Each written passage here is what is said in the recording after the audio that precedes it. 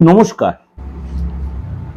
আজকে বলবো রাশি অনুযায়ী এই দোলের দিন বা হোলির দিন কি কি উপাচার করবেন।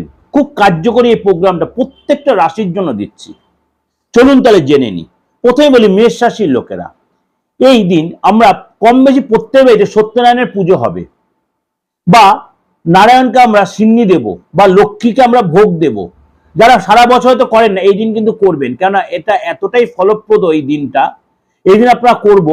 অবশ্যই মেষ রাশির লোকেরা কি করবেন এই দিন, আপনার যেরকম যা পুজো দিলেন, মাকে যেভাবে নিবেদন করে, লক্ষ্মীকে বা নারায়ণকে যা দিলেন, অবশ্যই এই দিন যদি পারেন আপনি নিরামিষ আহার করতে পারেন, ফলাহার করতে, বা উপবাস থেকে আপনি লক্ষ্মী দেবের উদ্দেশ্যে মাকে ক্ষীর দিন, হলুদ মিষ্টি দিয়ে পুজো দিন, নিজের মনের ইচ্ছা জানান।